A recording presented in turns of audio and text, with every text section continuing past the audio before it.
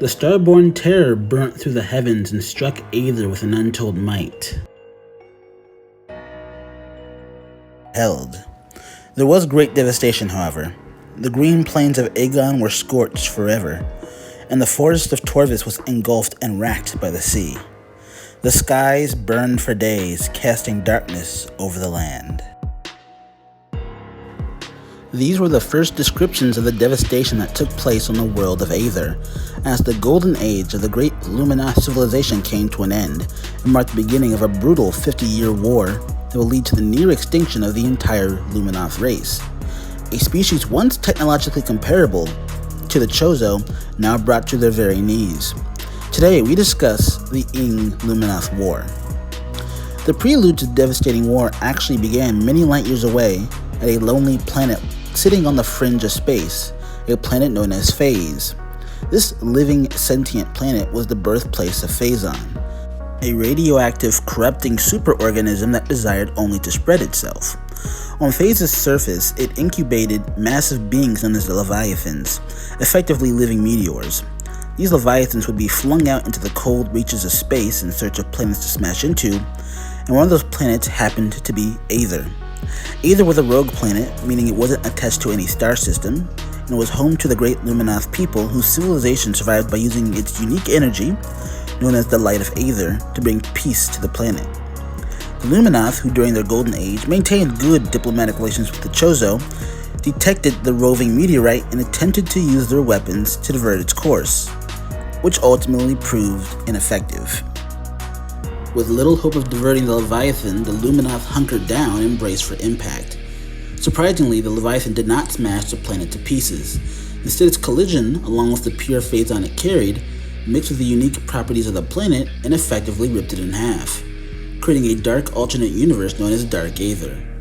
However, Aether did not escape unscathed. The once green fields of Aegon were reduced to barren wastes, and the lush forests of Taurus were turned into a vile swamp.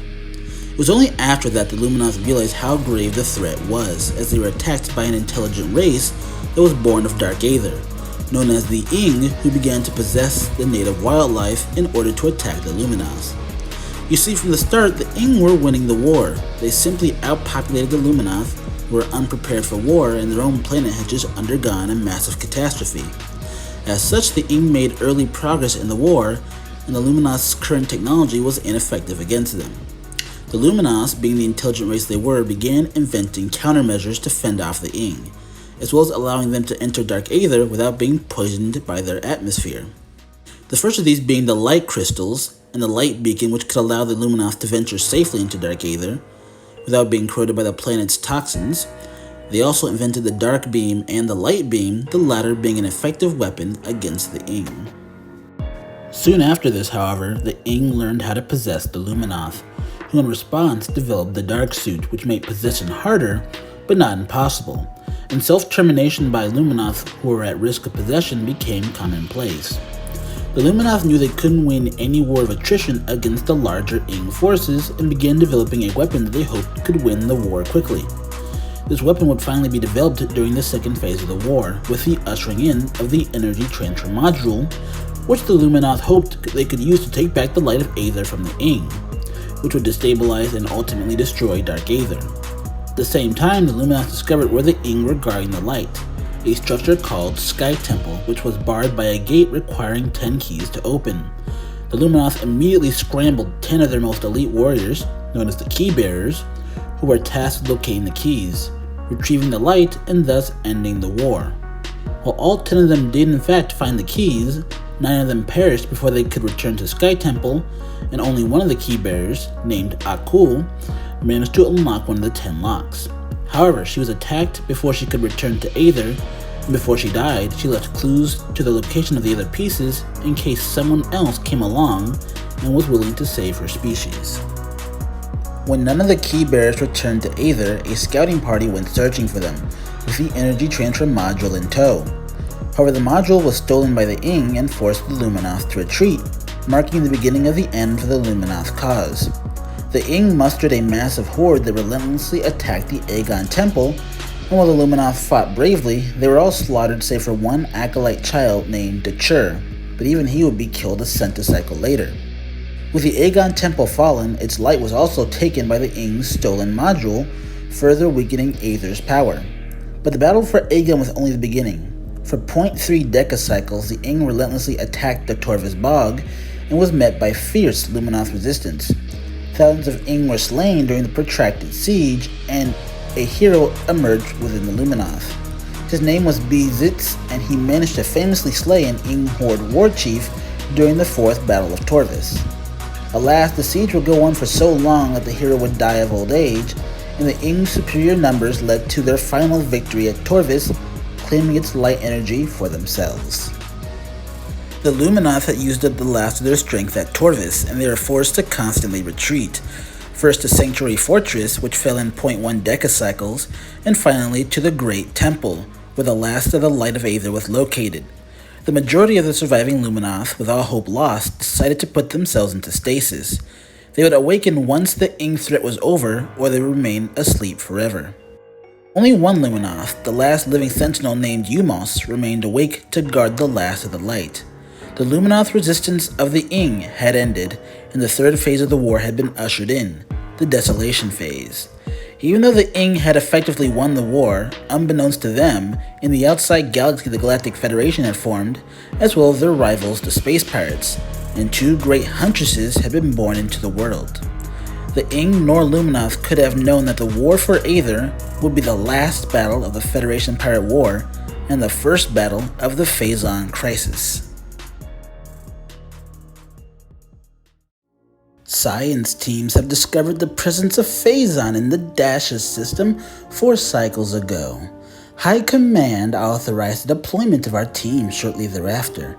Our orders are to establish a base on planet Aether and evaluate local Phazon resources.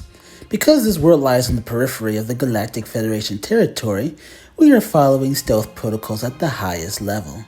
A cadre of elite commandos has been dispatched to provide security for our forces as well. This operation is now underway. Log 04468.1. The Space Pirates arrived on the scene in 2026 of the Cosmic Calendar. The pirates had largely lost the Pirate Federation War, having been largely cleaned from space by the Federation Navy, as well as having lost their fortress world of Zebes and their forces on Talon 4, having been destroyed. Still, when they discovered Phazon coming from Aether, they couldn't resist and sent a pirate team to land on Aether and establish a base of operations on the planet. While they certainly met Ing resistance, the pirate settlement largely managed to succeed in mining for Phazon, as well as calling for reinforcements for help. However, things went downhill for the pirates quickly, as a being they initially mistook for Samus Aran, but later named the Dark Hunter, arrived on Aether and began raiding the pirates' mining operations to steal Phazon for itself. If that wasn't bad enough, when the reinforcements did arrive, they engaged in a space battle with the GFS Tyr before both ships crash-landed on Aether's surface. The pirate survivors linked up with the pirate base, while the crew of the GFS Tyr, known as Bravo Squad, led by Captain A. Xeratone, were systematically killed by the Ing, and none of the 22 soldiers survived. Due to the disappearance of Bravo Squad, the Galactic Federation hired bounty hunter Samus Aran to investigate the disappearances, and with her landing on Aether, started the final 4-way phase of the war. A war between Samus, allied with the Luminoth, versus the Ing, versus Dark Samus, and versus the Space Pirates. Samus reconnected with Umos, and with the Luminoth supplying her valuable information, Samus went about killing powerful Ing as well as collecting the remaining 9 key pieces. Along the way, she had numerous run-ins with Dark Samus and ultimately won most of their encounters. The Space Pirates, thinking the two hunters were enemies, tried to hire Dark Samus to kill Samus in exchange for valuable Phazon, but never had the chance to enact their plans. Eventually, Samus would have her final grueling confrontation with the leader of the Ing, known as the Emperor Ing, and once the Emperor put up a remarkable fight, Samus came out victorious. With the Ing's death and his chunk of the light returned to Aether, Dark Aether began to destabilize and collapse, giving Samus only 8 minutes to flee, but before she could, she was confronted by Dark Samus, who had absorbed too much Phazon and was beginning to break down. The two had a fierce but honorable duel that ultimately left Dark Samus defeated and overloaded with Phazon.